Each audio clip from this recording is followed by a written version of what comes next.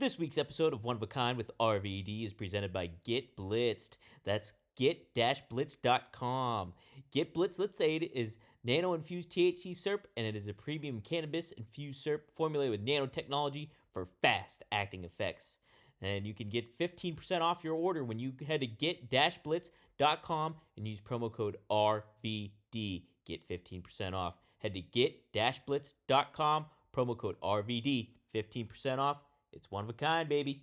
What's up, everybody? It is One of a Kind with RVD on OneTrueSportTV.com, on Rob Van Dam's YouTube channel, and on Rob Van Dam's Twitter. I guess I got to throw this out there, guys. You won't guess who is with me today. It's Rob Van Dam. Rob, are you there? Can you hear me? What up, Dominator? How you doing this week, man? Good. How are you doing, man? I'm really sweaty right now. It's really hot in my part. But I'm good. Yeah, it feels good here. We had some really, really hot days, and then now it's cooled off to the double digits, 99 degrees today. So it's really cool down. You're below the hundreds. That's a plus. Yeah, it is comfortable. That's awesome, though. Yeah. It's different in the desert. I love Vegas. As cliche as it might sound, and it's not for everybody. But I love the feel of coming outside from being inside, and just especially like a door to a big place, hotel, lobby, casino, whatever, where the wind goes and it blows and it feels like a hot air dryer, like a hair dryer in your face. Yeah, it does. There's something really pleasant about that. I like it too. Even you walk in from a different atmosphere, whether it's air conditioned or not air conditioned, it's that change in elements is kind of nice. I like it. Yeah, now I do hate that about the winter. That everyone has it way too hot inside for me. Everywhere, every car, every bus, the airplanes, hotel, everyone's house. It's always too warm for me, and it's so cold outside that you got to wear extra clothes. So that's a pain in the ass because now you got extra clothes on. It's too hot, and you got to take them off. Then it's still too hot. Then you got to put it back on to go outside, and that's one of the reasons it's not my favorite time of year, or my favorite temperature is not cold. Yeah. I hate the winter. I hate it. Now I'm opposite of you though, because anytime I'm in like a place inside and it's wintertime, I'm usually too cold. I got shitty ass circulation, so it's anytime I'm somewhere at my brother's apartment, for example, or his house. It's always freezing in there. I'm freezing my balls off. But yeah, summertime, it's not too bad. But guys, we are live here on the channels. Be sure to help support. If you're on OneTrueSportTV.com, you can join down there, get some extra content behind the paywall, or be sure to subscribe to Rob Van Dam's YouTube channel at The Real RVD. Give us a thumbs up, comment, ask a question, use the super chat. That helps us out. And if you definitely want to ask, use the super chat. And we'll get to it for sure. We're gonna make this a short one because Rob is back to rambling this week. And coming up, you're on the travel road, aren't you? Yes. Jackson, Mississippi. Hey. Jackson, Mississippi, at the Comic-Con on Saturday and Sunday. As I always say, you can find that on my appearances at robvandam.com, or just go to Jackson Comic-Con, I think is the website. There's going to be some of my peers there as well.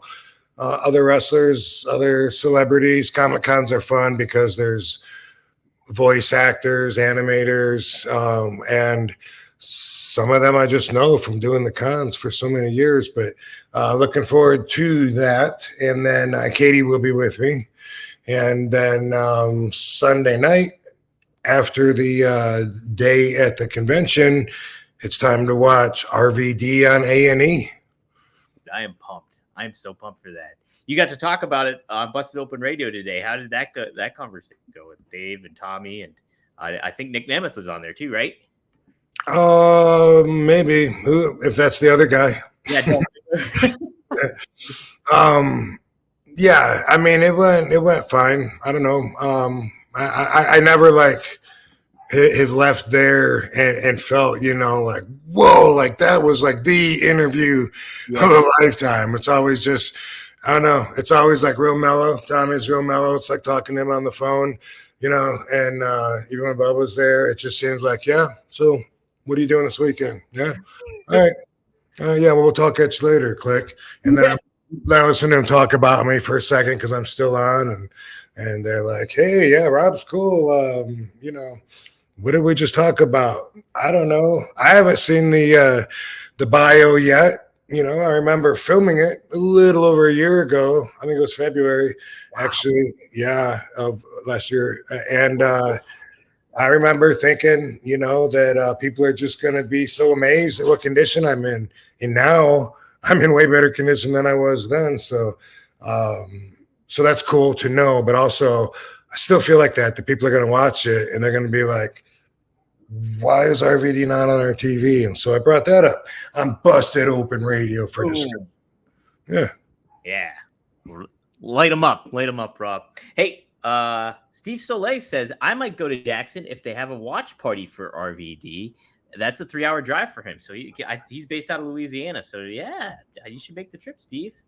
I saw your message on social media too. It's got to be the 3-hour away guy. But yeah, I sent a message out on Twitter, and as far as I know, I don't think anybody's responded to it.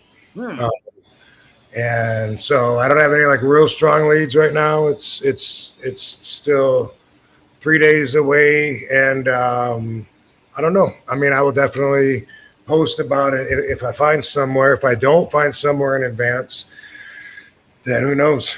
Could be in a hotel room. Could be in at a bar. Dave and Buster's. But I thought it would be cool, you know, to make an event out of it. And the Comic-Con, they're going to be cleaning up already. So I guess they want to go home and load their trucks up. So probably won't be there. But it is an idea, and I am accessible, and maybe we can pull it off. That'd be sweet. Yeah, maybe there's like a bar that's nearby where the con's taking place at, or where you're. Yeah, if nothing else, at least I'll have a private viewing party like that. Right. Yeah. You can me and Katie will be there. Like, oh yeah, that's okay. So, yeah, Katie's gonna be in the area too. That's sweet. Yeah. So that'll be great then. Heck yeah, make it work out. Bobby Fulton. Bobby Fulton, because he's the agent that is booking me this weekend. So fantastic, Bobby Fulton. But yeah, there'll at least be something thrown together at the last minute. But I don't know if there'll be something to warn people in enough time, you know, to make a 3-hour drive and make it worth their while. I don't know. But if you live in Jackson, Mississippi, or you're near there and you have a place in mind that would be awesome to have a viewing party for the A&E documentary, the RVD bio, then by all means, feel free to suggest it. Heck yeah, do it to it, guys. Absolutely. Or put it over there in the chat. Yeah. Rob, have you watched any of the A&E biographies yet? Yeah, I've seen a few of them. They're really good. Yeah. They are really good. And I caught ECW's a couple nights ago. I believe that's episode 1 of the season, with mine being 2, but I don't know. Or whatever. I guess I don't know if it's a new season or not. But anyway, seems like a new chapter. But I saw that one. I thought that was good story. Yeah, I mean, every time I watch one, it's like, damn, they do some really good documentaries. That's a great thing, too. Like, the WWE's production when it comes to that stuff, like, when they do their own documentaries, they really hit it out of the park with that stuff. That's pretty impressive. Yeah. Dave Boglin gives us a little super chat. Thanks for the $10, David. He's a member at One True Sport as well. Yeah, RVD and Dom, there's a spaceship leaving Earth to find life in the universe. You have to put 3 items on the ship to show aliens who and what we are as a species. What 3 items do you put on the ship? That's a tough one. Yeah, that is. To show aliens who and what we are as a species. Let me see. I'm not sure I'm too proud of what we are as a species. Right. We're kind of like assholes.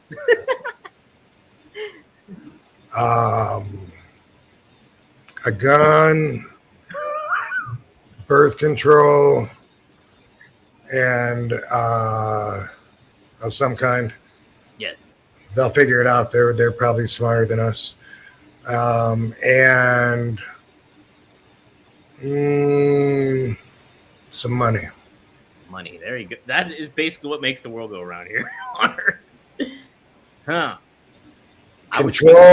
Control, power, and the money that is control and power. Boom. Boom. That's what it is. Man, I would take a dog just because I would get lonely. I know it's selfish and might not show us what we are as a species. I'm showing what a dog. That's selfish. That is selfish, isn't it? You're thinking about future generations. You're already a martyr. You're going in the damn space for shit, man. Suck it up. Walk it off. Walk it off. Rub some dirt on it. Dog, a book. This is just selfish me doing stuff. And I would take I don't know, something, a bunch of soup with me, cans of soup. You're just killing time while you're up there until the inevitable. Yeah. Either someone finding you or you're just running out of resources and disappearing. I'll show the aliens, hey, look all the SpaghettiOs I got, guys. And they'll be like, let's kill this guy. Either way, you're going to become stardust, I think, eventually. So. That's it. We're not talking Cody Rhodes. Gem the Dawn. He just says token up with RVD. Yeah, it is. Spark it up if you got it. No doubt. I'm ready for this. I've been holding it for like 30 minutes. Have you really? This episode is sponsored by Blue Chew. Let's talk about sex, guys. Remember the days when you were always ready to go? Now you can increase your performance and get the extra confidence in bed. Listen up. BlueChew.com. Blue Chew is a unique online service that delivers the same active ingredients as Viagra, Cialis, and Levitra, but in chewable tablets and at a fraction of the cost. You can take them anytime, day or night, so you can plan ahead or be ready whenever an opportunity arises. The process is simple. Sign up at BlueChew.com, consult with one of their licensed medical providers, and once you're approved, you receive prescription within days. The best part, it's all done online, so no visits to the doctor's office, no awkward conversations, and no waiting in the line at the pharmacy. Blue Chew tablets are made in the USA and prepared and shipped direct to your door in a discreet package. They always say first impressions are important. What about lasting impressions? Blue Chew wants to help you have better sex. Discover your options at BlueChew.com. Chew it and do it. And we've got a special deal for our listeners. Try Blue Chew free when you use our promo code RVD at checkout. Just pay $5 shipping. That's BlueChew.com, promo code RVD to receive your first month free. Visit Blue Chew for more details and important safety information. And we, RVD and I, thank Blue Chew for sponsoring the podcast. Oh, here's a good one. Darren Staley, he's also a member at One True Sport. Does RVD have any good Stan Hansen stories? And why does he think Stan was so over in Japan? Well, from my experience, Japan is a representative of the Eastern philosophy. It's literally where it originates is in the East, and people are different. And the older you get there, it seems like people respect the older, wiser, more experienced people there. It seems like it, and that definitely seemed to be true with the wrestling stars. And I remember I'd been going over there for a few years. You know, I was getting the chants, RVD. Lobo, Bandamo. It's a little bit different there.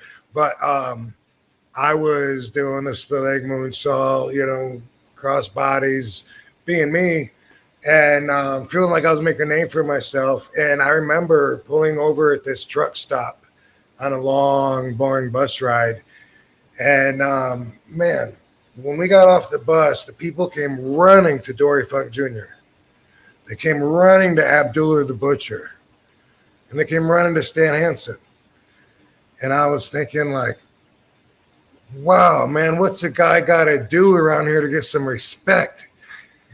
And the answer is get a lot more experience, now I hear all the time from people that grew up watching me. That means I've been a significant part of their life for a long time, and I've been fairly consistent if they know what I'm about, and depending on what they value about me in their life. I don't think I've changed a whole lot. So there's that. They feel a lot more connected.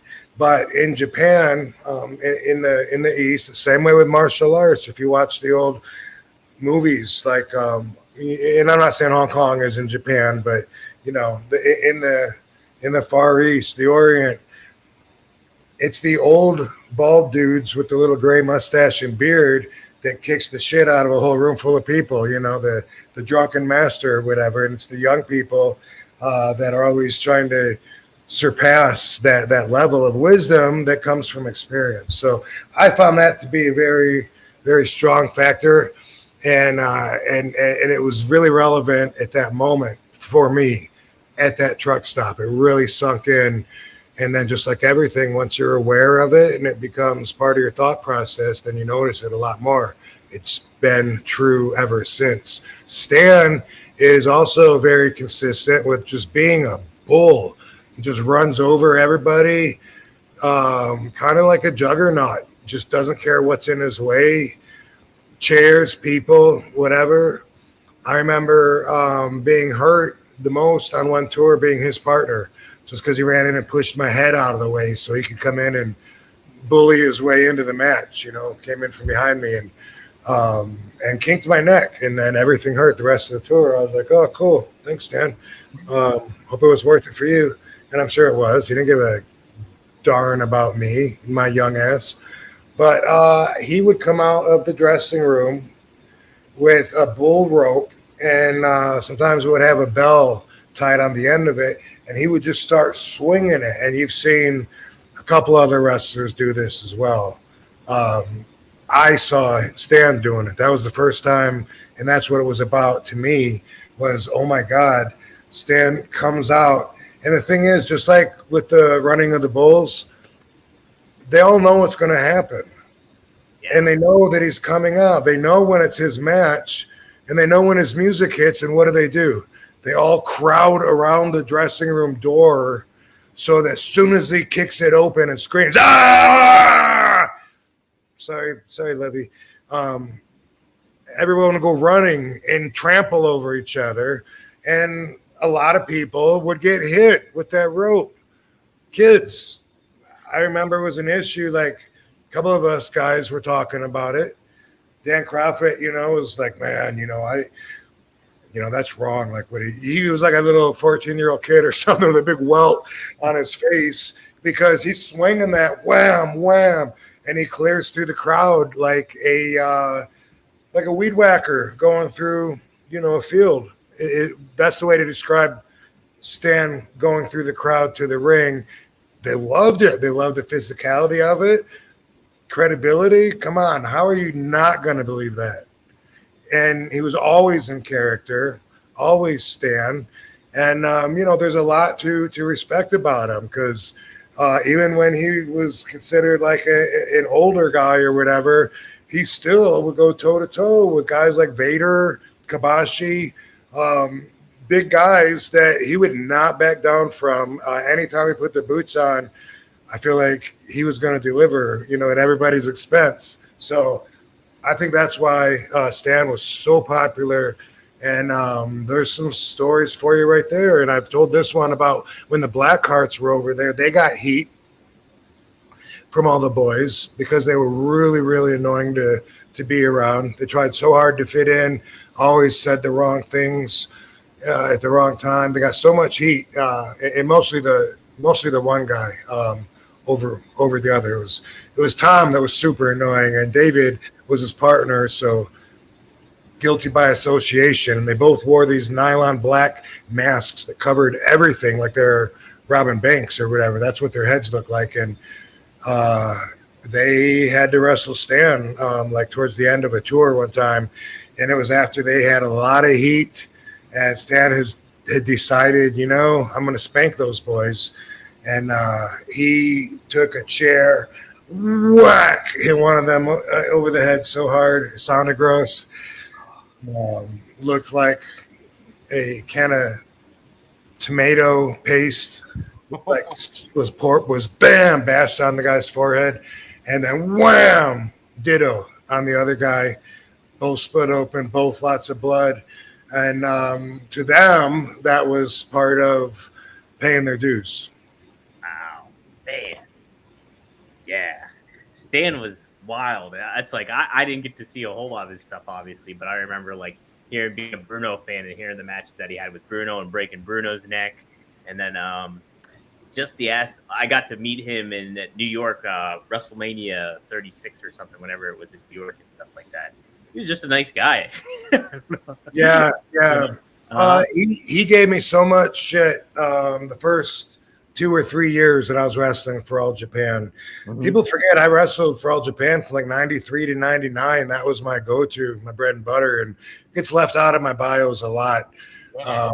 But I was wrestling for Giant Baba all that time, and then afterwards wrestled several times for other companies as well, but that's when Giant Baba was alive. And Stan, for the first several years, this is kind of evidence about how OG I was with my style. Mm-hmm. Nobody else was doing that stuff back then, right? Yeah. They're all in the ring. And really, in All Japan, it was a very traditional kind of company, which I loved.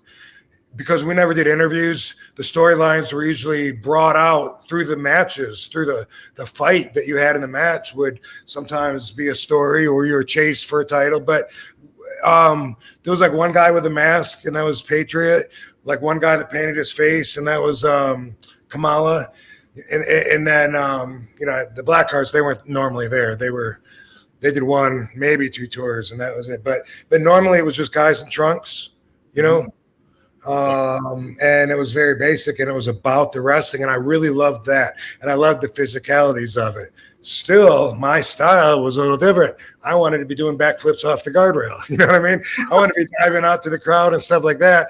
And because of that, Stan used to always make fun of me because, like, we'd be talking before the match, you know, like if it's a 6-man and the 3 Americans are together, talking, you know, just trying to set up, trying to pregame a little bit, you know, like maybe one of them will say, well, I'll just start the match out and, you know, let me do some warm-up stuff with Kabashi, let him tag one of the young boys in like a Sako or something, and, you know, I'll come over and tag Robin.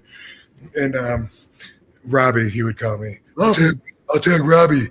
And then, you know, then Stan would be like, yeah, okay, put his glasses up. Then he'd say, well, all right, you know, as soon as possible, tag me back in. I'll try to make it believable again. Oh, jeez. Yeah, he would always insult me like that when I was young. But he liked me, and I knew that, and we had a relationship, you know. I remember asking him advice. God, I was so young, and I was having problems in my mind with the girl that I used to see forever ago, before my evil ex, the one that got engaged, and then my ego wouldn't let her be happy, so I had to get her back, and then break up again, and man, anyway, we split up and got back together a lot and stuff. And I remember being over in Japan, and everyone brought me out, you know, getting drunk, you know, Iki. That's what they do, you know, kanpai. And, you know, they make you drink when you're younger. It's peer pressure. And anyway, part of the ritual. But I remember them bringing me out to the karaoke bars and me like changing like the words to sing that, you know, my girl such a whore. Entertaining myself. But I was so young. I would have been 22 and 23 years old, up to 24 even, like during those years.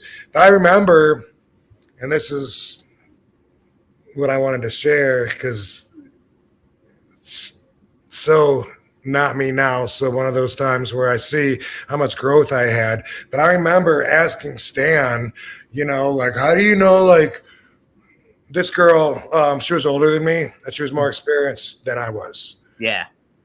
I was a baby. And I had a problem with that. You know what I mean? Yeah. And so I remember asking Stan, like, how do you know, like, if like if the girl's like been with like too many guys, or like what's too many where you shouldn't waste your time with them. Like I remember asking Stan that, like a father figure, I guess, kind of question, having that conversation with him and stuff. And I must have just been so young to think that somebody else would have an answer for that on what would work for me and my situation. And he did, He Yeah. did. He did have an answer. Yeah, he was like, well, I mean, you don't want a girl that's been with 100 guys. That's too much. That's the kind of things like people that are like, well, I don't judge. They like to put their stipulations on something and still think of it as being open. You know what I mean? Oh, yeah, I don't think there's anything wrong with someone smoking marijuana, and they got to really add. If they want to take a couple of puffs before bed at night, what's the difference between that and a glass of wine? But okay, what about someone who wants to smoke 2 joints while he's doing a podcast? Because you didn't mention that guy, Yeah, that's the way that people are, though. It's a way to express yourself with basic thinking. And anyway, sorry, Stan, if I was calling you a basic thinker. No, but we had that relationship way back then. And then coming full circle after I got good and was wrestling a lot and wrestling in the States. And towards the end of the 90s, this would have been then, because I'm already probably in ECW, getting my confidence, everything. I remember wrestling with Stan, and it was a tag match or something, but I am in the ring with him, and I'm like, all right, motherfucker. You know what I mean? Like I have an agenda here. You know what I mean? Because, and I'm ECW RVD too. Like, hey, you're going to learn to have some respect right here. And that's how I felt. And I remember having him in the corner, and I did the shoulders in him. Bam, bam, bam, down low. And then I did a backflip. Yeah. And then I came running at him, and I did a jumping kick and kicked him in the face. Boom. And he's like swinging around or whatever. And after the match, he said, wow, he said, I got to hand it to you. Your stuff's legit. Like I'd never seen it from that angle. I've never been in there like that. And he said, I like 1 minute you were there, and then boom, you jumped up, you just disappeared. I couldn't find you anymore, because he's got really bad eyesight. Yeah. And I was like, well, damn, Stan, you used to act like I didn't belong in the business. And he said, well, you didn't back then. Now you do. So that was like my RVD's rite of passage. My rite of passage via Stan the Man Hansen. There's a story for you. I love that. That's awesome, man. Great stuff. Awesome question, too. Whoever asked that. These podcasts are fun. Even when I'm tired at the beginning, but it always. Yeah, we always find stuff. Yeah. Always find some stuff. Hey, so a famous actor. This is an interesting question. Drew Howard, famous actor. Donald Sutherland passed away. Do you have any particular movies you recognize of him? Did you ever see the 70s Invasion of the Body Snatchers? I think that I did when I was really young. Yeah. I know I used to always go to the spot. No, that's Close Encounters. Is that Close Encounters? Or is that Body Snatch? Yeah. I think it's Close Encounters, where they filmed up at the wall that starts Hollywoodland at the top of the hill. And I'm not really sure. If I did, I would have probably been a teenager last time I saw it. Yeah, I was when I saw it. I remember airing on TV. I think it was the scariest fucking movie I ever saw. He said, Donald Sutherland. Damn, okay. I was thinking of Kiefer. And Kiefer, yeah. He did a lot of good stuff. Yeah. I'm going to have to cheat and IMDb him to see, to scroll through the thousands of movies he's done to probably pick one out, because I don't remember him being like the main character in one of my favorites, like good cop guy and bad guy, cowboyish actor. Outlaw. I really don't know, but R.I.P. Donald. That's by the way, am I crazy, or did Kiefer pass away? No, Kiefer. Did he pass away? No. Huh? He's alive? Oh, yeah, he's alive. He Okay. tweeted about Okay. his dad passing away. I think he was the one who maybe he made the announcement even on Twitter. I think he might have been. Okay, then Yeah. you don't do that. I don't think you do that from beyond. I don't think you have social media from beyond. No matter how many times I read people tweeting to their loved lost ones, Yeah, I miss you. I miss you, Snuffy. I think about you every day, and I'm not making fun of them, but I am always thinking like, so do they are they getting that message on their X account or? Do they have a smartphone? What do they use up in heaven or whatever? Yeah, my phone won't let me get an IMDb. What's your problem, bro? Hang on. Here, I can look up his list real quick. My phone does. It resets itself all the time, and lately I see it's on like low data mode, and so it limits what I can do. I don't even know how to take it off for that or who put it on. They have automatic. Yeah, I was gonna say automatic stuff. Like I notice the computer all the time. Like I would just be looking at it. It gets darker and darker gradually. I'm like, hey, motherfucker, I can't even see anymore. And I click the bright up. Like, who told you to gradually get darker? I still got fucking 90% of my battery left. It just does that on its own. Oh, I'm just gonna say, oh. And I'm not supposed to notice. And I'm like, oh. I know. I was like, am I in the sun too much? Like, why can't I fucking see my screen? It's the same thing. I hate it too. All right, Donald Sutherland. He was in MASH, the movie. He was let's see, Pirates Passage, Hunger Games. Wow, he's been in a shit ton of stuff. I'm still in the 2010s. That's not one of mine. The Great Train Robbery. Trying to see which else. Kentucky Fried Movie he was in. Man, I wonder what he did in that one, because that is a movie that again, it's been since I was a kid, but I have seen that movie 30 times. Me and my friends used to recite, line for line, some of that stuff. He was the clumsy waiter in that. Oh my gosh. Yeah. So he was probably young back then, huh? He was pretty young there. National Lampoon's, he was in Animal House. He was David Jennings in Animal House. Man, how about that? Man, a Suitcase. Wow, he's been in, I'm still scrolling. First thing he was in 1962. Man, he's been acting for quite a while. That's pretty impressive. There you go, guys. R.I.P. to Donald Sutherland. Is he in the Pizza Connection? Hey, Pizza Connection. Let me see. $1 Billion Dream. Oedipus. He was in Oedipus. Kelly's Heroes. Johnny Got His Gun.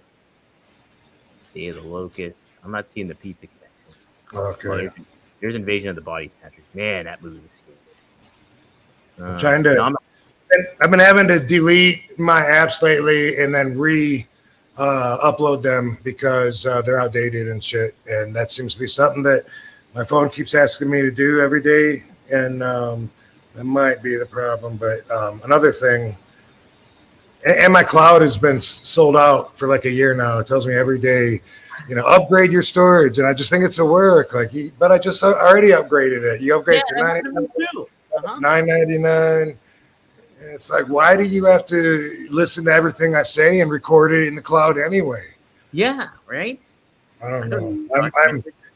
I'm not from the age of technology, obviously. That's weird how that makes a difference with this. Yeah. Oh, he was in the Dirty Dozen. Shit. I can see him playing. Oh no, you said Oedipus. I was thinking Odysseus. Odysseus. Oh, Odysseus. Oh, like I love Odysseus. I love that whole. I love it when there's when people take it and Oh Brother, Where Art Thou? I fucking love that movie. Did you ever see that one, Brothers? Oh yeah. Yeah, and I know there was supposed to be and that was supposed to be some. I didn't get it, to tell you the truth. Yeah. It was a long time ago, and I was like, "What? That's telling the story of Ulysses' adventures, but George Clooney doing? I don't know. I just it seemed depressing and sad. I can't remember. I just didn't. I would have to give that another try before I could say that I saw the similarities with the story. But that's cool that you liked it, though. I just missed it. Not. John Goodman had the one eye patch, so he was like the Cyclops. Okay. They had the siren. Yeah. Fun shit. Yeah. Let me see here. When his daughter's like part of it, or that's a different movie, a different depressing. Yeah, Okay. I think that was a different movie. I think so. Yeah, he was also in JFK. He was Mr. X in JFK. If you ever saw that with Oliver Stone. Oh, okay. Well, you know what? That's going to probably go down as the favorite that I can think of. Oh, I love Oliver Stone. He's got some good movies. Oh, cool. You said you never seen that though? I've never seen JFK. I need to see it. How many times have you heard people say? How many times have you heard people say back and to the left, back all the time? To the left. Yeah, that's where that comes from. Okay, yeah, I remember seeing that scene though, because isn't he going through like a slideshow thing or something when that's happening? Yeah, he's showing the pewter, whatever the guy's name. Yeah. JFK getting his head shot and showing how the angle that it's coming from and how his head's exploding here and how that's inconsistent with, that being the same bullet that went through Ford and all everything about that, was torn apart. And if you don't know about that, then you can spend a month looking up all the conspiracy stuff. But anyway, yeah, that was about the lawyer in New Orleans. I want to say Jeff Garrigan, but I don't know if that's his name. That isn't. But yeah, that I love that story too, though. I love the whole Lee Harvey Oswald and JFK and that whole story. It's fascinating to me, and the CIA's involvement and the mobsters. Darren says Jim Garrison. Was that the guy's name there? Yeah, what'd I say? I said Jeff Garrigan. I see why I said that. Thank you, Jim Garrison. Darren Staley's yelling at me. He's like, yeah, I have to see it. So I got to see it. Yeah, it's pretty good. Mm-hmm. What was I going to ask? Oh, so this is going to kind of lead me into a wrestling question, but also into a different kind of conspiracy question I want to ask you too.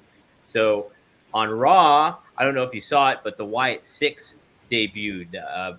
Bray Wyatt's brother, like Bo Dallas and his new faction, and they did like a horror-y kind of like massacre backstage in gorilla position and everything like that. It was like the final 5 minutes of the show, and like really, really well done and like well-produced stuff, and very intriguing. And I know previously we talked on the show about like supernatural in wrestling and can it work and can it not work and certain things like that. You think about The Undertaker and things like that.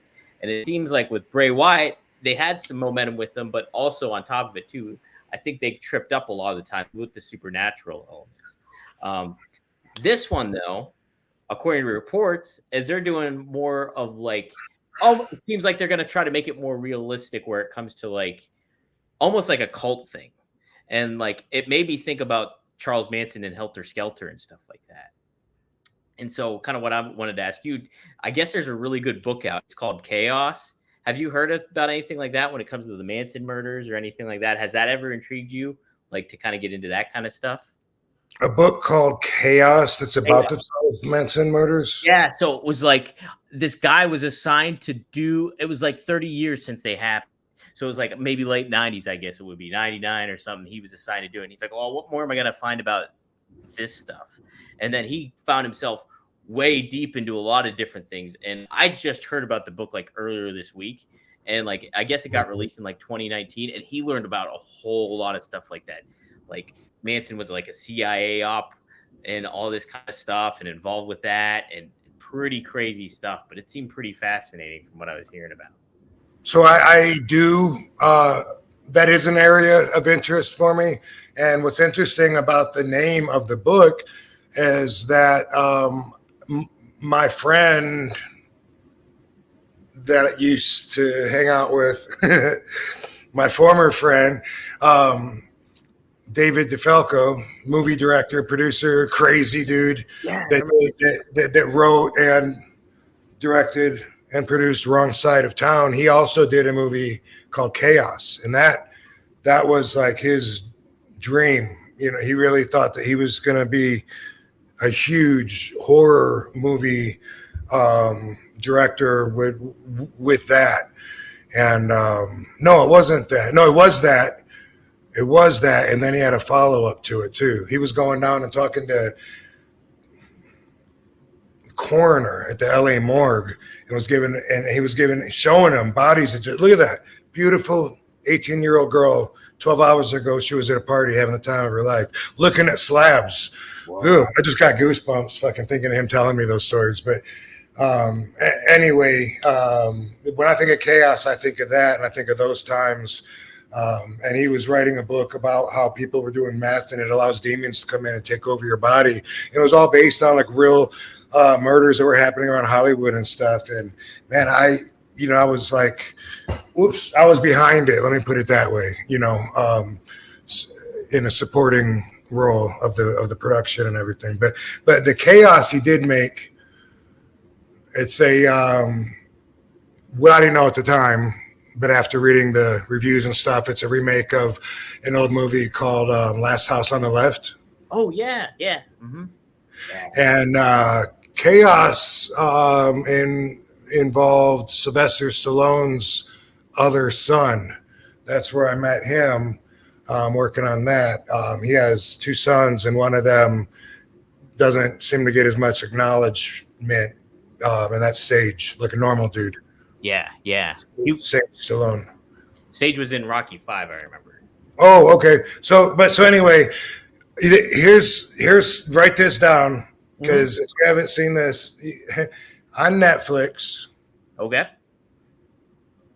there's a documentary series called The Sons of Sam. Sons of Sam. Okay. Oh, I know. Yeah, Sons of Sam. Ooh, I would love to. Yeah, learn about that for sure. So what this does, that's mind blowing to me, it brings forth so much evidence to the guy's theory that it seems like it should have been accepted by law enforcement that Samuel Berkowitz wasn't the only one that was going around killing. That in fact, there was several people, and they were all part of this satanic cult, and they hung out in these places where they would write with blood on the wall, and at the end it ties it in to Charles Manson. He was part of that same exact time, that same movement that they were doing everywhere, like at the same time. And you get to the end of the series before he ties all that in together, and it's like, whoa, like how could it just makes it's one of those things where you're only getting their side of the story, but after you watch it, you're like, how did the police miss this and not, and why did they put it all on Sam, when all this was going on? And it all seems to be part of the same movement. And there's so many similarities between the cult that you mentioned of young hippie-like people that were looking to murder with cause. Yeah. Wow. Yeah. Sons of Sam, not son, but Sons of Sam. Okay. Oh, that makes sense because they're saying there was more than one. So yeah. Okay, I like it. Man, yeah, that stuff is really fascinating to me. And when I heard, it was like I heard somebody talk about it on a podcast first, that book Chaos, and then one of my buddies actually brought it up. I was like, geez, I gotta get this fucking book then. Apparently, so I got the one you got with the Sammy the Bull, and yeah. So now I'll have to get. And you got Double Cross, right, with Sam Giancana. Yeah. I got Celestian Prophecy. I have a whole library. I got an RVD library cooking right now. So. Well, documentaries are easier and take a lot less time, to learn than reading a book. So if you want me to start recommending documentaries, I will. But this is one that I think that you'll feel enlightened. A lot of it just makes so much sense, And I was into, when I lived in LA, that was one of the things that I would do is go to different locations where there were filming locations, but also I went up to Benedict Canyon and went to, what's her name? I want to say Sharon Tate now. Yeah, Sharon Tate. She's the one that got murdered by Charles Manson. Oh, okay. In Benedict Canyon, which was very close to the place where Superman, George Reeves, allegedly shot himself in the head. But that was in Benedict Canyon. And then they went over to Oh shoot! What's the whatever it is that's just east of Hollywood? I can't remember. Anyway, damn it! If you said it, I probably would know it, but I don't. I want to say it begins with but it's where the zoo is actually. Where LA. Anyway, Seth knows. You know because I think he's from LA somewhere. Park. I'm stuck, dude. Like take Crenshaw all the way up to the hill. What do you end up in? It's that area. When Bret Hart wanted to move to LA, we went up there and looked at apartments for him and stuff. That was so long ago. Pasadena, is it? It's not Pasadena. No. Way closer to it's on the Hollywood Hill. It's just on the east side of West Hollywood. And it's like as soon as you say it, I'm gonna know it. Somebody shout it out in the chat if you know. Darren Stilly, you've been on fire. Maybe you know. Damn, I'd have to look up. It's where Fatburger is. God dang it. Let me see. Anyway, it's also where the La Bianca murders happened. So let me just put it that way. Oh, okay. If you look that up, it'll tell you where it is, right? La Bianca murders. Let me see. Okay. Hold on. Okay. Hold on. And that was where they went after Sharon Tate's, and it was, and because I was into Hollywood and LA and fame and all that, it was fascinating for me to see those locations, and I always wanted to go to the Spawn Ranch, which is where he was hiding with his cult before they, came down to Hollywood and created those murders. That's where they were staying and living as a incestuous cult, was at the Spawn Ranch. Yeah. Oh, yeah. I just read that here. Okay, Benedict, you said it. Yeah, you said it. 150 Celio Drive in Benedict Canyon. And then that's Tate. What's the other one? Los Feliz.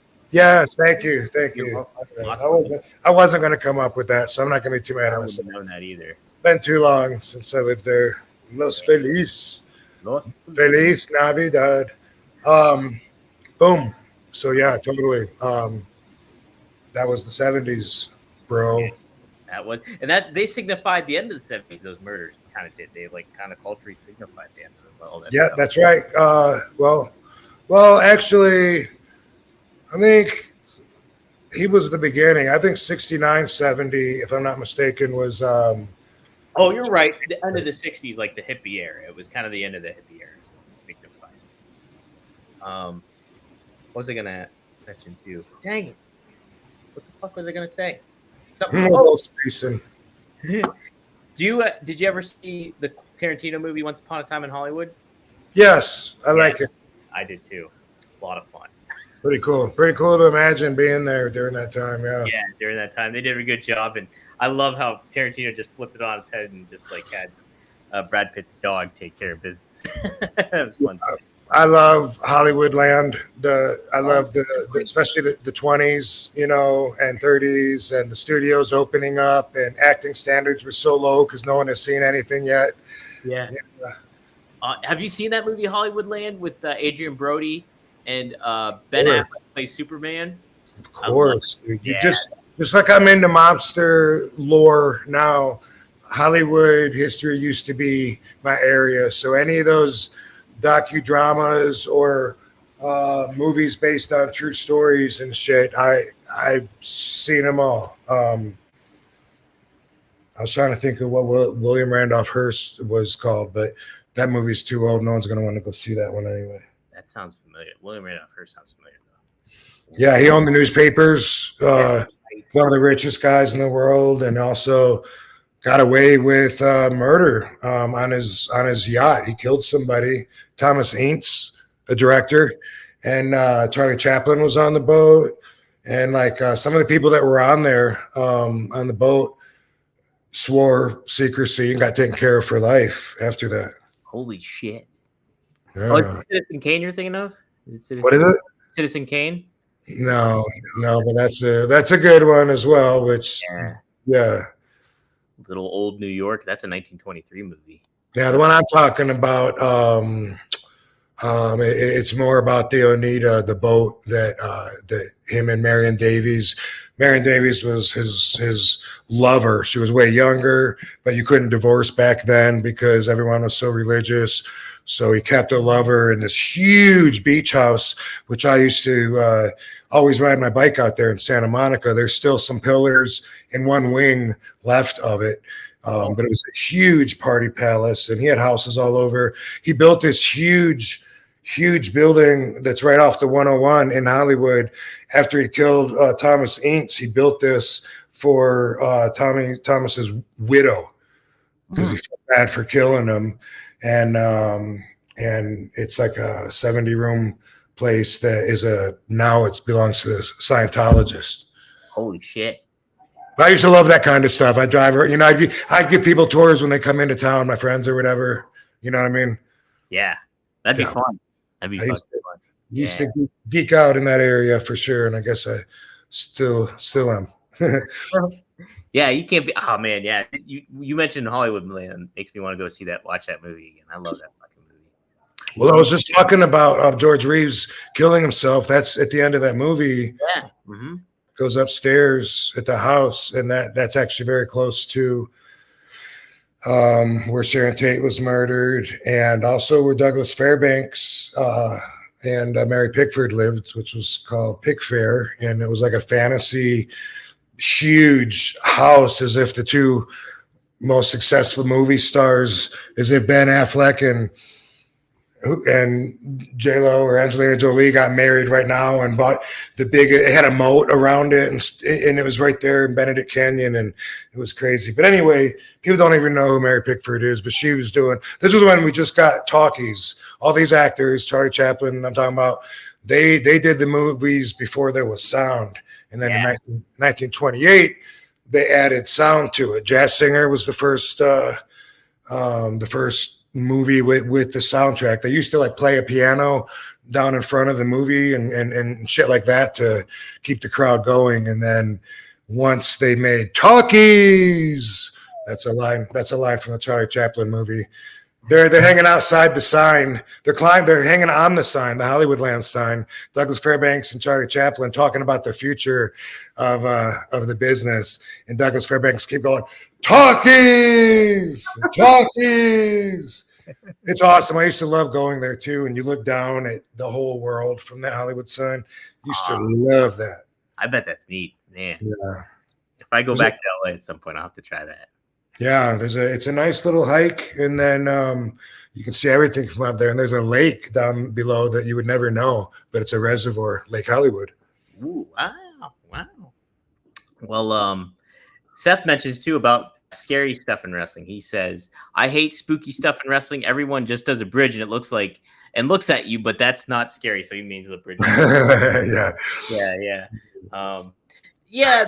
We talked about this before about like supernatural stuff, and I think if I remember correctly, you said it didn't make sense to you back then, but you kind of understand it from a business standpoint now, like Undertaker stuff, or I thought it was stupid, and we talked about this, like when Kane tried to light you on fire, kidnapped you or whatever, and that was kind of dumb. But do you think like having like a cult kind of thing, kind of like Kevin Sullivan did with the Varsity Club, or maybe if they go in that route, could something like this Wyatt Six work, do you think, in the scheme of wrestling today? Do they have superpowers? That has not been, no. As at this moment, no. So, and I think the reports are that that's not part of the plan. Is they're not going to have superpowers. It's just going to be like it might seem like they're carrying on Bray Wyatt's legacy and maybe attacking people. And I feel more like, if it's about the character, then I can see it being cool. I can see it being, I remember way back, even before I started watching wrestling, like the Samoans would like have like a heart and rip it open. They're eating a live heart or something, and it's like, it's gimmick. It's cool for the character. And I could see like, Boogeyman, or like he's spooky, he is scary.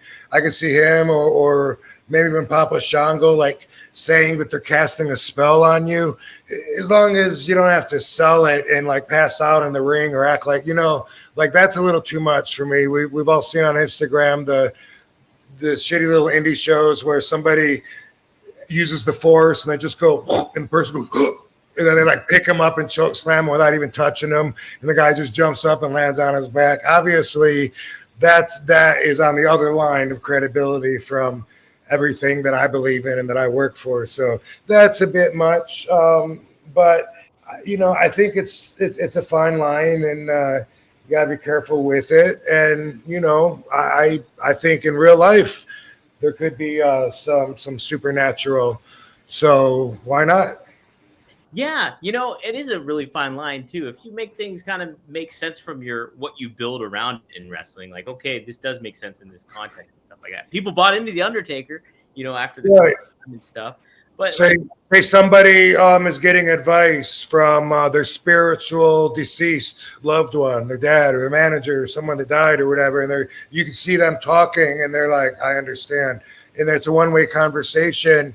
Some of the stuff could be left up to interpretation, could be taken as supernatural at the same time and not blow the credibility of what we're doing. So that's kind of where I stand on it. Yeah, I'm with you on that. And I think you make the great point too about it. Like, if you make those people accessible and like have that connection kind of thing where it's like, it's more about the person behind the mask, because they're all wearing masks. And there are all the wrestlers are basically ones we're already familiar with behind these masks. So it's like they're going to take those masks off and wrestle. If you make those kind of the big trajectory of it, and not like, oh, they're playing this monster of some sort that has all these powers, then you're going to get taken out. And I like the aspect of it could potentially be something like a Charles Manson cult thing that's going around and things like that. I think when it comes to selling superpowers, that's always going to be asking a lot in the world of wrestling. Not if you're in an action movie, but in wrestling, it's a bit much to ask people to buy. Yeah. Oh, may give you a heart attack. And then, you're going to get booed out of the building. Exactly. Seth, thanks for the $20. Jeez, thanks for the $20, Seth. RVD, how did you cure your double vision? I'm starting to get it because I had eye surgery in 2020, and now my retina is puckered. They say I need another surgery to peel scar tissue off the retina, but I'm so scared it sucks. It is fucking scary. I've never had my eyes operated on, and I was only open to it probably the last year or so. I started thinking, maybe, especially when I'm done getting hit in the head a lot. My dad, that was one thing he always was concerned about with my job. He was afraid I'd get hit in the head and it would fuck my vision up, which he was right. I did. And he was foreshadowing my future. That was a message that he always had since I said I wanted to wrestle. So, I mean, when your retina is puckered, that almost sounds like the shape of your eyeball has changed.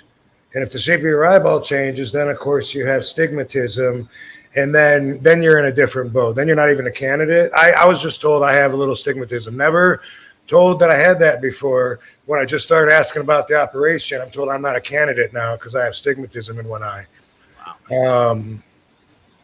Doesn't mean they won't come up with new procedures, or maybe even have since my last appointment. They're always coming up with new stuff. For me, my personal experience was this. I had a match in Los Angeles, and I took just like a rolling bump. It was a weird Mexican Pentagon arm drag. It was weird. I mean, I told him beforehand it was weird. I don't like doing weird stuff really because, there's a lot of stuff. I mentioned this on Busted Open Radio too. I was saying I get where people want me to wrestle with the younger guys because then they get a rub. But I actually prefer wrestling with guys that are my peers. If anybody wanted to invest in that, I don't know, but I know we could steal the show. I know me and Chris Jericho, Christian, Edge, I guess the Hardy Boys are gone now, but I have no doubt I've wrestled those guys so many times, Big Show even. I just know that we could go out there and steal the show. And if they don't feel like they can move as much or as well, you'll never even know because I'm going to be dancing around them. But the thing is with little guys, or I'm sorry, younger guys, is that they weren't taught. They're not from my way of mind. Even if they were inspired by me, there's so many things the guys do nowadays that don't compute with my logic. And I was talking to Dreamer about this today. When I'm with young guys, there's so many times where before the match, if they have ideas and they're talking to me or whatever, I'm like, you want to what? No, I don't see that. No, I don't see that. What? One idea that I don't know what it's called, but Tommy knows because we had this conversation 5 years ago, and when I brought it up today, like boom, he knew exactly what I was talking about. The young guys nowadays do this thing where, like, say you run off the ropes and you're coming at me, right? Now I run in the same direction you just came from and pass you, and you run right by me, and then I hit the ropes, and you go out to the middle, and you stop and turn around and wait for me to come back off the ropes, whether I hit you with something or you hit me with something. I don't know. That doesn't make sense to me. When I first saw that, and I was talking to Tommy about it when we were both at Impact, he said, I do this. He said he had this conversation with the guy, and he said, go do that. He goes, run by me. When the guy did it, he just like waist locked him. Said, why wouldn't I do that? Yeah. And, anyway, I think that explains like the whole situation as far as me and just a little bit of difference in the thinking. I can't remember why the fuck I brought that up now. Do you know? Well, because we were talking about what was it here? We mentioned dang it. I blanked too, Rob. What was it? All right. Well, hopefully I answered somebody's question. I think you did.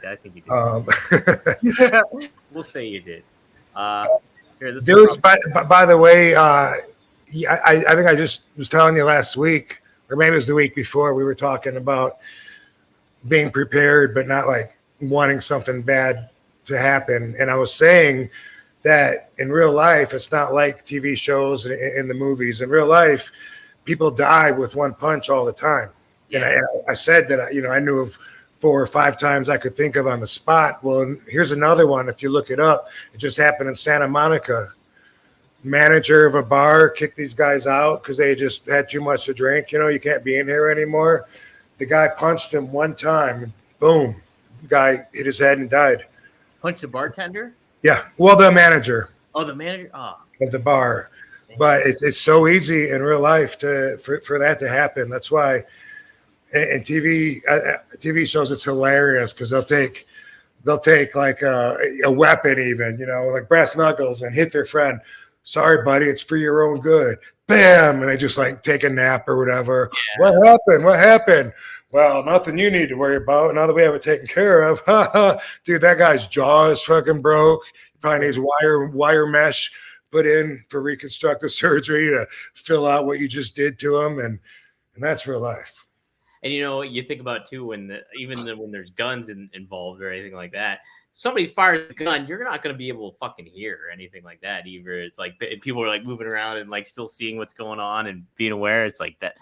If a gunshot went off by you, you'd 1, be deaf, and 2, you'd probably be like so disoriented because you weren't expecting something like that a lot of the time. So, yeah, I don't know that I've had a real gun go off. Definitely like on the sets of movies where I don't know, they call them live rounds. I don't even know.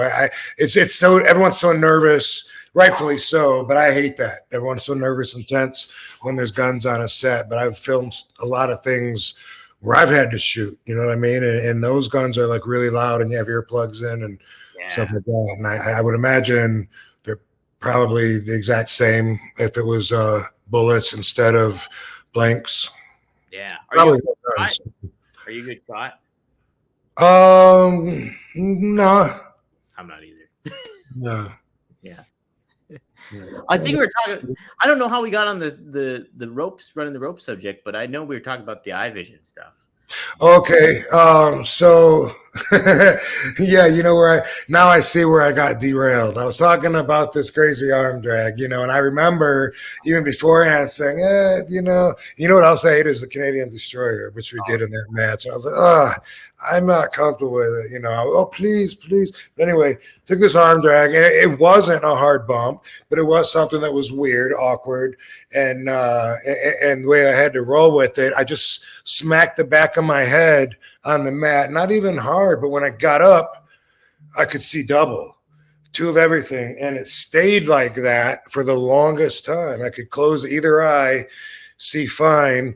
Out of both eyes, I would see double, and I didn't have a headache or anything, but eventually that would make my head and stomach and everything kind of feel funny, especially certain patterns of wallpaper or steps, things where there's like parallel lines. It was hard to judge, the depth, and it was just it was really something to go through. And for me, it took vision therapy. So I went to a vision therapist. First I had to go to a neurologist, and I got the MRIs, after, several appointments, whatever they recommended, the physical eye therapy. And there's a lot of really cool exercises where it has to do with strengthening your eye muscles. And it's stuff like, I still like, a lot of it's eye charts, or it's holding two charts and only moving your eyes and grabbing a letter off of here, putting it with the number here, and the second letter, second number. And there's so many things. And just like any good therapist that I've ever been to, it's a progressive overload. So the more you're there, they're always finding a new way to add something to it to make it a little bit more difficult. And I actually really enjoyed a lot of that. It wasn't like I'd rather be doing that, than being at the Sapphire Strip Club pool party. Don't get me wrong, but but I enjoyed seeing the progression, and a lot of it had to do with balance. I had to balance on one foot, with one eye closed and then the other one, and then it was on a Bozu ball, or an unbalanced thing. And some of that stuff I keep and still doing my routines, but it took the better part of 2 years for me until finally, I could still get tripped off by certain patterns of wallpaper or something where I'm like, whoa, I can't really differentiate the depth between all the different squares on that checker pattern or something like that. It's weird. That kind of stuff would still happen, but otherwise, I see singular. My eyes are still shitty. They always have been my whole life, but I test regularly when I go to the eye doctor, for my eye reaction time and distance and all of the things that you test for. I test normal now, and it's really because of the eye therapy. Oh, that's nice. So Seth, do that. Look into some eye therapy and stuff like that. And wow, yeah, I can only use one eye at a time. Like, so this is my dominant eye, but if I use this eye goes lazy. So like, I'm looking at you right now, Rob, and it's just, this eye is probably like all cattywampus or whatever. Wow. Yeah. So how do you see out of one eye without closing the other one? Because I don't know. You just focus. Yeah, I just focus with this eye, and like this, it's almost like switching cameras basically for me. So I'm like, okay, I can't use both eyes at the same time, and this eye just sucks. Like this one, it's like super blind, and I actually don't have a contact in this one right now. I just have one in this one. And so, because I can only use one eye at a time. So. Wow. Okay. Yeah. I do that all the time where I'm like reading something and like the computer, it seems to be like the perfect distance for me right now. But sometimes if it's something across the room, I look with my right eye and I'm like, I can't read anything on that poster, and I'm like, shouldn't I? I feel like I should be able to read that. I'm always questioning people with me, like, can you read that street sign or whatever it is? And even like right now, like my left eye, I can see Katie's Barbie poster. Are you ready for the runway? NYC Barbie. And then out of this, Yeah, it's just like a big, it's a blend. I'm always thinking there's no way they have the prescription right on my contacts. There's no way. I know. I can't read that on my right. That's crazy. But yeah, at at my age, I believe that the prescription changes like annually at least anyway. Wow, really? Okay. Geez, I'm in store for something then, I think. And that's something, well, I mean, everyone's different, right? But for me, it has been.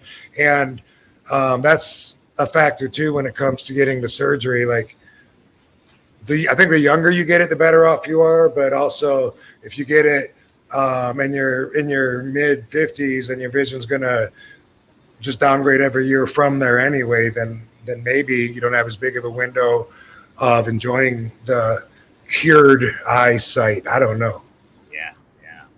I hate it too, because sometimes I'll be like in public or something and I'll start talking to somebody and I'll be like, hey, how's it going? And then they like look behind them. I'm like, fuck. I'm like, shit. I'm looking at them. Nick, tell me what you want, where I should direct you to watch whatever it is. So I don't know what you're talking about. Dom, where should I watch? I don't know what you're talking about, but just message me. Hey, watch RVD on A&E BIO. Not BINGO, BIO. Yes. Sunday the 23rd. It's going to be RVD's story. And, it's a lot more updated than the one on Peacock because we're here in Vegas. We filmed here at my house, in my gym, in the desert. And I don't know if they came out to any shows or what we did physically, but boom, I'm always doing it. There's always updates to be made, so we might as well go ahead and get ready to make the next one now. That's right. Actually, give me a couple months, and I might have something very changing. Boy, keep your eyes peeled. If you can only use one, keep your one eye peeled. One of the exercises is just like following your thumb. Like you close one eye, and then you look at your thumb, right? And you bring it all the way out, but you don't turn your head. You just follow it with your eye, and that shit. Like when I was first started doing that, I couldn't go very far, and it felt like so strenuous on my eye. But then after a while, you go further, and you go all the way around, and that's one of the things I would do, like 30 seconds of shit like this, up and down. And then, then you do the thing with the other one. And then you eventually do it while you're walking. Now you're walking backwards. There's just always way to add a little more challenge on. But that's like one of the most basic eye strengthening exercises right there. Oh, okay. I have to try that out. When I was little, just if you look straight ahead and you don't let your face turn from looking at me, but you try to see your thumb, when it's way out here, by looking at it, you feel your muscles working. Yeah. Oh, see, I got to use my other eye here.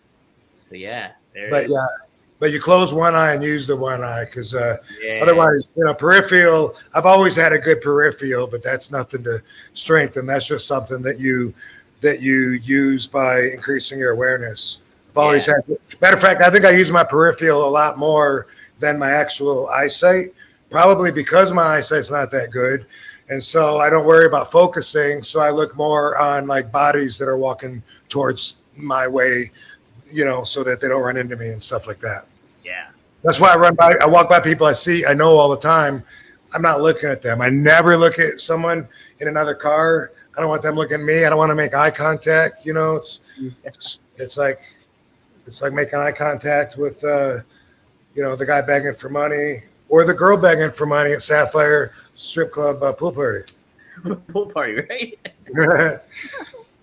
Hey guys, before I forget here, before we close out, this episode of our One of a Kind with RVD is sponsored by Get Blitzed. Get Blitzed is a lit nano infused THC syrup and is 100% legal in all 50 states. It's Delta 9. Mickey Ray Sinatra and Courtney, they're based out of Maryland, and they have several different flavors that you can choose from blue raspberry to tiger's blood to pina colada to key lime pie. That's Kevin Nash's favorite. And I believe there's black cherry as well. But go to get-blitz.com, use promo code RVD, and get 15% off your order. That could be a pack of them.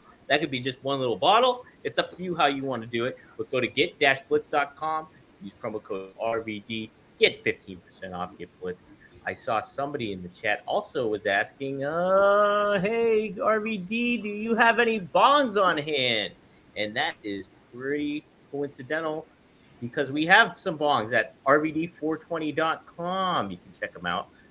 Let's see here. Yes. You know what? We should do a round of hellos when we start. We should look at the chat room and say, yeah, hi, that's true. Hi, Melman. What up, Brian? What up, people? Or is there too many to do that too? We can do it. We can definitely do it too at the beginning because people chime in. And that's what's great about doing these live ones is we get regulars coming in. Obviously, like Seth, Italian's a regular. We get coming in here. Like you said, Meltman's in here. Triple E's in here a lot of the time. Steve Soleil. And hey, we got a super chat too. Julio. Hold on. If he really means, do I have any on hand? I do.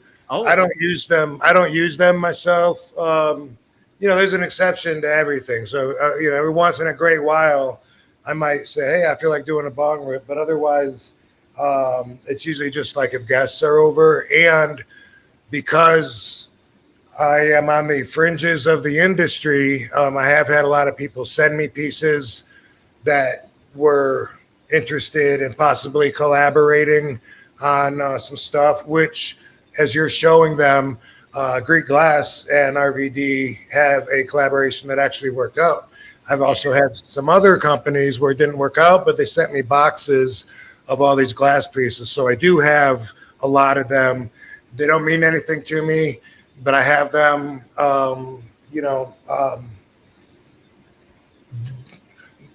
displayed, organized. I have so much stuff. I got to go through boxes of all the stuff people gave me and say, okay, and I've been doing that.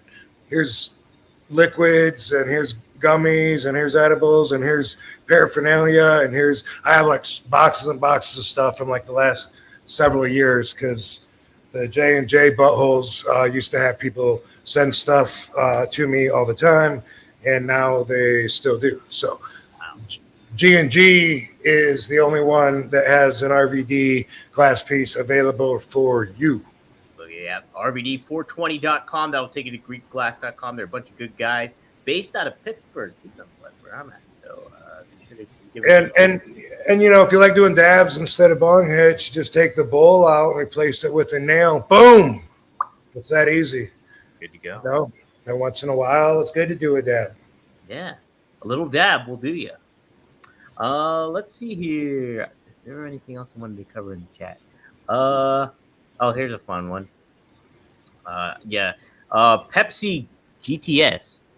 Rob, is this CM Punk? This might be CM Punk asking this question. Rob, would you be up to fight Cody Rhodes during this title reign he has now? He's been on quite the run as a babyface here, Rob. Absolutely. I would love to. I like Cody. I respect him, and I would definitely be up for that. Absolutely. He's such a good marketer. People talk about, obviously he's Dusty's kid. And Dusty was so forward thinking when it came to like, hey, how to promote yourself, how to promote some other people too. But like Cody is like, he always seems like a step ahead of the game when it comes to like how to get himself out there, how to get, the way to position himself. And well, I feel like he was one of the founding members of AEW, right? Exactly. Yeah. Uh-huh. Like, you did it, bro. Like that's all the guys that made that happen. It's like, man, everyone talks about it, but you guys did it. So you can't take that away from anybody. As far as he goes, when we were in WWE together, I never really understood is it Star Maker? Was that his name? Stardust. Mm-hmm. But then I never really understood Goldust either. Sometimes Goldust would make me laugh, when he's doing his promos. It was entertaining and stuff. But then I didn't know, and I wondered with his brother, like, is that like, okay, but is that them like making him do that, or is that his own idea? Because it could work either way. And I never knew. I was kind of curious about that because I don't know if he seemed frustrated at times, which could have been from anything, but that could have played into my mind a little bit on my curiosity, because I really didn't get it at all. Like what trannies or no, or just I don't know. But I still don't get it. But I don't get a lot of stuff. It was like, I think he was put in that role. He did not choose to do that. So it was like he tried to make the most out of what it was. And I think he was frustrated with all that aspect. Okay. Yeah, that would make sense. Mm-hmm. Yeah. Goldust was fun though, because like when he was tagging with Booker T and they did like the Tourette syndrome stuff when he got electrocuted and stuff. Yeah. He would do that all the time too to pop the boys. Like we're overseas and we're on the bus, in front of the hotel in the morning. We're just waiting for everyone to load up, and he'd be doing that. Good morning. Good morning. He was another name, Rob. We were talking last week, and you mentioned it today too. Was like veterans that you'd want to get in the ring with and stuff like that. And Dustin's been like on a fucking roll too. And yeah, match. Mm-hmm. That is true. We the same age, and really, as far as like I don't. People, a lot of my fans always say we need one more run, right? And for the where there's a fee, there's a remedy. I heard that today, and I like it. Thank you, Oscar Goodman. But I feel like, I wonder if let's say I did go to AEW and signed a deal, and say I was there and you saw me every week. Mm-hmm. Would the industry look at RVD like maybe I'm overstaying my welcome in the business? And that's something that, seems like it's definitely an apparent possibility since I popped back up on AEW last year and all the age haters came forward with all the material that they came forward with. So I know that that's there and that exists. However, besides still being able to go out there and kick ass and be so different, I think that comes out, when I'm in a different mindset when I'm out there doing something. I don't smack someone on their ass and expect them to take off and hit the ropes. Yeah. I don't think they're going to move unless I really throw them in there. And that's my mindset with the whole thing. And I think for the fans, not only would I stand out with my physical style and moves, but also I have consistently always just been about being me. Mm-hmm. And so for the fans that I have picked up along the way, I feel like a lot of it's for being me, not for claiming to be the best in the world, which I get tired of that game. And that happened years and years ago. And once in a while I bring it up, but I watched just a couple minutes of I saw Swerve Strickland in the ring with Will Ospreay on YouTube. And I was, all right, cool. Let me see that. And I see they're just going to do a promo, right? And Will Ospreay's on there and he says stuff. And then the first thing that Swerve says, he says, it might have been the first thing. About the first thing. One of the very first things he says is, he says, but you see, he says, well, see, you're not, you're wrong about something. See, I'm the best in the business. And right there, I was just like, man, I always feel like that's every wrestler's story. That's what every wrestler is taught from wrestling school to trying to make their way up through the ranks. And that's something that I've always felt was done enough. Everybody say, I'm the best in the business. Nobody can get through me. I'm going to end up at the top. And it's like, okay, ego. I've got the biggest ego. Talkies. And so anyway, for me, I always liked being myself and being like, hey, man, I feel like I got pretty good chances tonight. Yeah, dude. I would love a shot at your title, Undertaker. Thank you. I think I got a pretty good shot. And they didn't like that about me. They wanted me to fall into the formula about you got to prove to everybody that you believe that you're the best so they can believe that you're the best. How about letting them decide on their own and just them knowing that I believe in myself enough to test myself? And that's not just in wrestling. That's in life in general. It's always got to be about being the best, the best, the best. You know what I mean? Everything's a competition too. You know, this is the best street in the city. No, this is the best street. Why? Just because you live there, you know? Dude, brown hair is the best. No way, man. Black hair is the best. Yeah. It doesn't matter. Like anybody is automatically taught to defend whatever theirs is as being the absolute best, you know, whether it's the country they live in or whether it's something so stupid, it's their name, you know. What's the coolest name? Oh, Rob. Rob's the coolest name. Steve, no, Rob's way cooler than Steve. It's ego, and it's taught to make decisions for us at a very young age. It's disguised as pride. And then it really is something that takes some reprogramming on an RVDology level to get around that as an adult. And then for me, I think personally, I think that I am, for lack of a better way of putting it, a less ugly person for not having that view that my character would if I say, dude, I'm the whole effing show because I consistently put on the best match every night. No matter who you buy a ticket for, I'm going to be your favorite. And that was a shoot, though. That is the way it was for me. But I still know enough to be humble enough to say, hey, that ain't everybody. You know, hey, some people wanted Cena to win one night stand. You know, there's always some people, and the totality is never just absoluteness ever, and that's a whole nother value that we will talk about. But anyway, dude, if you think about it like that, every fighter since Muhammad Ali, every boxer, every MMA, every wrestler, from when you start doing promo class, it's all about this is what you need to keep your eye on.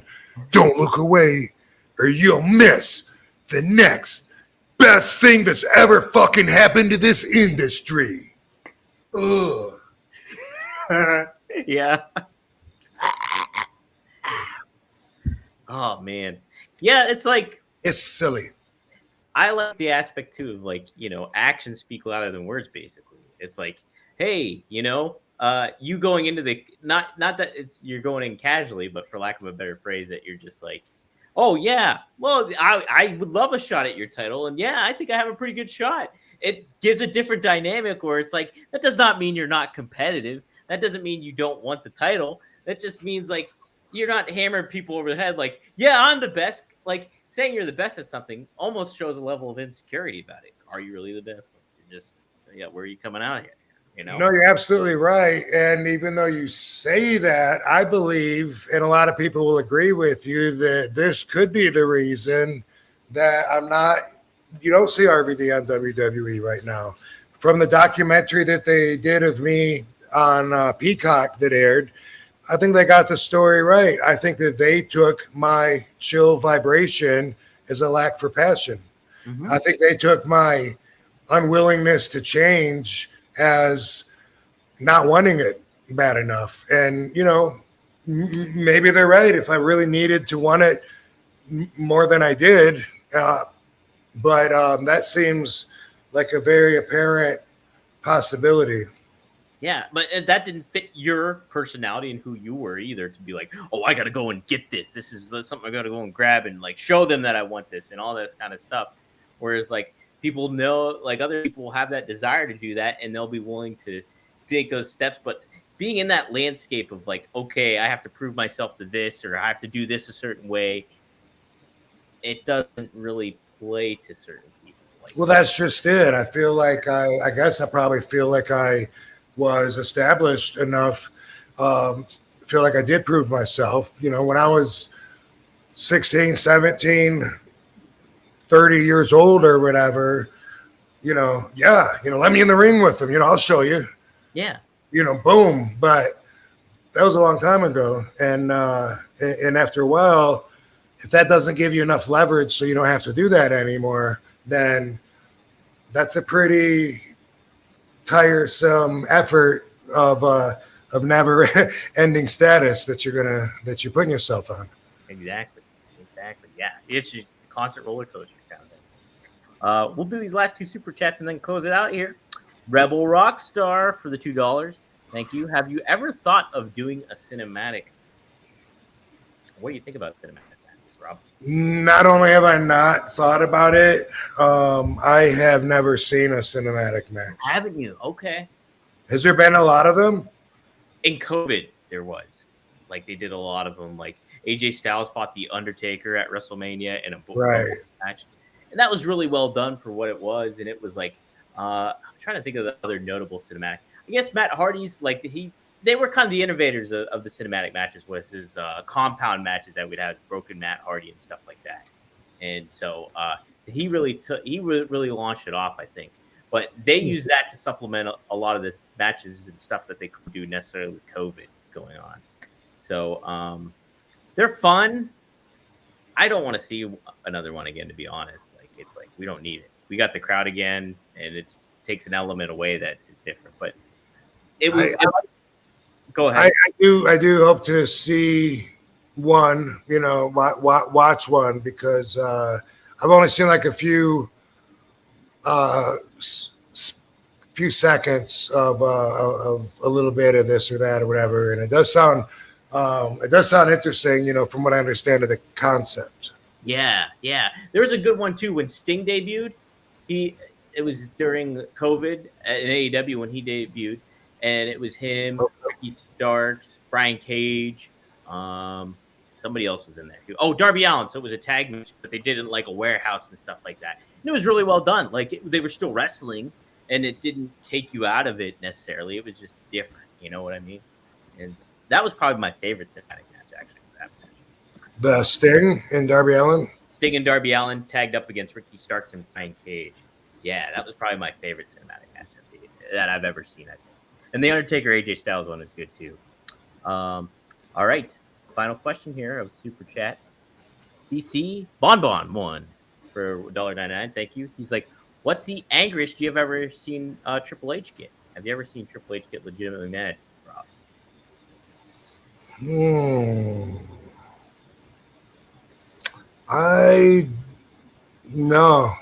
No, I haven't seen him. I haven't seen him angry. So he's usually very. He's very professional whenever I see him. Oh, he is though. Yeah, he's always. To me, he's always come across as if he represents the company too, not just one of the boys. And so, I don't know. I kind of think he would pull somebody aside if he was if he had an issue with somebody, as opposed to being angry and letting that energy spill out into everyone else's eyes and ears. Yeah, it seems like he'd be I've obviously never met him, but it seems like he'd be the type of person to be like, yeah, pull you aside, or have a conversation with you. And he seems like like overall, when a dynamic backstage, I'm just assuming is pretty even keeled. I don't know, but cool. All right, Rob. So yes, you're on your way to Jackson. You're flying out tomorrow, is it, or is it? Yep. Yes, sir. And then Jackson, Mississippi Comic Con. Myself and Katie will be there Saturday and Sunday. And then Sunday night is the A&E RVD bio. Don't know where I'll be watching it yet, but that is in the Haps. Oh, shit. Something else that I saw that's going on locally here. There's this local magician, and he has heat with the other magicians now. So the International Brotherhood of Magicians has filed a complaint on him, and there's actually a board of Magic Association. They have the Magic Castle in the Hollywood Hills, which I've been to many, many times. Should say many, many, many, many. Let's just say I've been there a bunch of times. It's cool. You got to get invited to come in to the Magic Castle. And anyone who wants to be in Magic, they all know about the Magic Castle. It's this really cool. It used to be a house, but now it's open. And when you go there, you have to have a jacket and I believe a tie if you're a dude. And the women, there's a dress code, and you walk through this really big mansion, and there's a bunch of people in there, and there's stuff to look at along the walls. And even though it's a house, it comes across more like a public place, because like you go up the stairs and there'll be like a bar there and people are drinking and stuff, and they're all waiting for the next show that's in the room that's just around the corner. They're all waiting for that show to start in 15 minutes, so they're having a drink at the bar. And do I want to wait? No, I'm gonna keep on walking. And you walk and you go downstairs and you see what show is going on down there. And one show is just ending in one part of the house, another show is about to go on or whatever. There's some magicians doing card tricks and cheap tricks right there at the bar, like in between stuff. And everyone's there just to have a good time. Everybody that in the magic community knows about the Magic Castle. It's been there forever and ever. And anyway, this dude, this magician that's he's famous here. He's actually in the video when you're leaving Las Vegas and you're at the airport and you're at TSA security, and if you see the screen, he's on there playing a passenger that's got like too many bags that's trying to carry up, and they're telling you don't do this or whatever. And he does some stuff that's gimmicky. I can't remember why. I guess he has his magic tricks with him that he's trying to get through security for the video. Anyway, this dude violated their omerta, their kayfabe, and so he bought some, what he says were just cheap magic tricks on Amazon intentionally because they were so accessible that he felt like anybody could just get them and know how to do them. So he didn't mind filming himself doing these tricks and exposing them on TV. And because of this, the whole magic community has banned him. You can't go to the Magic Castle anymore. And overall, they've all shunned him. And I was just thinking, like, wouldn't that be crazy if there was something like that to protect wrestling? You know? Yeah. A brotherhood, and like they still believe in their secrets so much, and the fact that they make their money off of that illusion of what they're doing isn't known, and so it's offensive. Just like with magicians, it's offensive when wrestlers try to over smarten up everybody or treat the industry themselves as if it's a scripted play or whatever, because it's not. I just, comparing that, I just thought, wow, that's crazy that this is legit, and the magic is just behind. Of course it's going to get exposed. It has to. That's got to be next. You know what I mean? But wrestling is way ahead, and everything that we do with our bodies and the risks, the timing, everything that we pull off for that live entertainment is minimized by the opposite thought that it is just, in fact, a scripted pillow fight. It's never been that for me. Yeah. No, that would be interesting, like a wrestling council. If somebody goes way too far with something or is really been, like, you think about certain wrestlers that have a gimmick that really, well, what we were talking about, like the force choke slam, that bullshit there. It's like, all right, ban them, right? Like, you guys aren't welcome anymore. Come back next year. You're right. You got to take a year off. I'm sorry. Yeah. There's several of those I've seen that I'm like, yeah, they should not be doing this. But I guess back in the day, it would have been more like that when it was territorial and they could blacklist somebody. Yeah, and then I guess that would be a good comparison because there hasn't been control since then. There's no union. It's entertainment, so I guess anybody can do whatever they want and then call it wrestling. But for the old school mentality, it's too bad that there's not some kind of original brotherhood could stick together and protect the foundation. Who would you put on the wrestling council? You had to pick 4 heads. You had to pick 4 people. Man, I guess I would go for anyone I could find that's older than me, because those are the guys that I look up to, that were out there and would have to fight people in bars that challenged the legitimacy of what they had just done at work a couple hours before, because it was their job to protect it. I talked to Manny Fernandez, Greg the Hammer Valentine, Stan Hansen, and Jake Roberts. You could probably do. Sure, I love Jake. Yeah. There's still a few guys like that. Maybe Ricky Morton. Ricky would be a good one. There's still a few guys that are in that over early 50s age. Wait, you're not early 50s, Rob, right? I am 53. Jeez. So, sure don't wrestle like it. Age is just a number, though. Hey, the magician. I love finding the wrestlers that are a generation above me. You know what I mean? Because those are the guys that motivated me, and and it means a lot to me that they respect me, because I know that they have that old school mentality, and that tells me, oh, good, they don't think I killed the business. Yeah, absolutely not. And like what you were saying earlier about Stan Hansen, when you're just kicking him in the ring in the 90s and stuff like that, he was like, dang, you are good. Had to feel good. It didn't belong back then. Now you do. Now you do.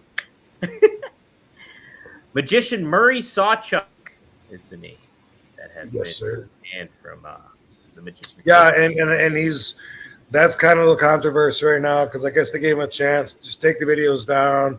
And he was like, no, dude, I'm not ashamed of what I did. It's little kids' party tricks. So it's interesting. It's an interesting thing that, magic is still so secret that that's happening. Yeah, that's wild. Let's get around to it. Way back, like when I was a kid and they started putting those videos out of the secrets of pro wrestling. You ever seen those? Yeah. I think Harley Race did one of those, if I'm not mistaken, with a mask on. I think you're right. Yeah, I think you are right. Or those guys should have been kicked out of the Brotherhood. Yeah. They did that one. What was the one with Ron Fuller or somebody down in that promotion? It was like Boris Malenko was down there, and they were called like the B tapes or something like that. It had a video where they exposed the business basically, and then those tapes got hidden. And I guess Boris, I think he got blackballed in certain areas and stuff like that. You mean the ones where? Are you talking about the ones where like Cowboy Bob Orton was one of them? Yeah. And everybody, they had footage of all of them, and that the way I understand it, it was something they were holding as leverage but didn't want to use, and it wasn't supposed to make public consumption, right? It was, yeah. I think they were called the B tapes, if I'm not mistaken. But yeah, that's true. Because Eddie Mansfield, got blackballed, and it's like they did this before he did that. It just never made it anywhere. Yeah, exactly. Yeah, they didn't get released or nothing like that. But yeah, that's crazy. Holy smokes! Well, it's been a crazy episode. I liked it. You didn't have an RVDology, right? Or were you good? No, I feel like we talked about a lot. Go back to ego. Ego. It was a good one. That. You had some good ones this past week, obviously, with Regret was a great one.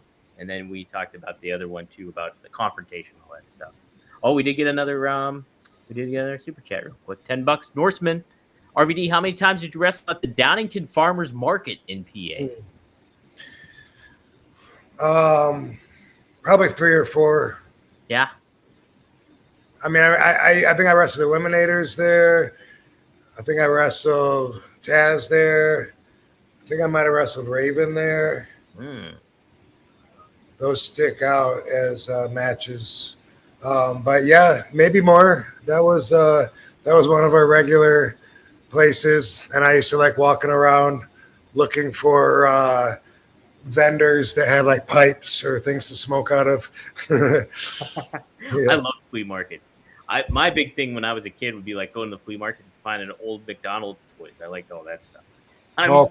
Yeah. I like comic. Mine was comic books as a kid, but I always liked collecting, and even stuff that I don't collect. If it's someone else's collection, for some reason, I always thought that was cool. Whatever it is they collect, Yeah. If you want to collect beer cans, I don't, but you have a really impressive beer can collection. That's awesome. That's cool that you do that. That's how I've always felt about collections. I don't know why, but flea markets are good for those. Oh, I haven't been to a flea market. Yeah, they are great stuff, and this is great stuff. We have a great chat. Fans tune in every week and stuff like that. We thank the regulars. We thank new people. If you guys like what you're seeing, be sure to subscribe to RVD's YouTube at The Real RVD. Go to OneTrueSport.com, OneTrueSport TV, and join us. If you we want to see more content, whether it's for merch from Rob, different things that we got cooking. We got a lot of stuff planned for different legends and stuff on the network. So be on the lookout for the kind of stuff like that. And if you want to get the new episodes like this one, every Monday, 4:20 p.m. Eastern Standard Time, go to rvdtv.com or subscribe to the podcast on Apple, iTunes, or Spotify. Get those audio numbers up for us. Help us out. Give us 5 stars. And Rob, this has been a good time. We'll have to definitely cover what happens on this A&E doc next week, God willing. So. Right. Yeah. And then also the following next weekend, I'll be in Buffalo.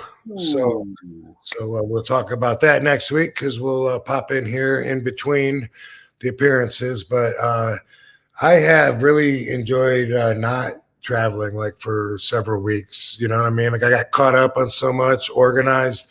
The other day I went on Amazon and I bought Velcro cord wraps. And last night, as you know, I didn't sleep. Yeah. I fell asleep like 8:30 and I got up like at 12:30 to work out, but I didn't work out until like I don't know, it was like maybe 5 or something. And I couldn't stop. I was taking all the phone cords, wrapping them up really nice, then putting this little thing, and it's like it's so much better now because everything was a rat's nest. And I enjoy stuff like that, and I get now. I'm glad that is in me. It just wasn't the prevalent personality that was dominating my vibe. So for me, for a long time, because I was traveling, and then when I'm not traveling, I'm tired. Yeah, traveling. When I'm not traveling, I'm tired. So then things build up that I fall behind on further and further, and I always feel like I'm behind and got to catch up. Then there's the pressure, and that makes me want to push it away. And I've always said, like, man, I wish I was one of those people that just couldn't sit still, that has to always be doing something, because I love doing nothing. You've heard me say this so many times. Yeah. But now I know, with enough rest and enough balance, as I always say every week, it's all about balance.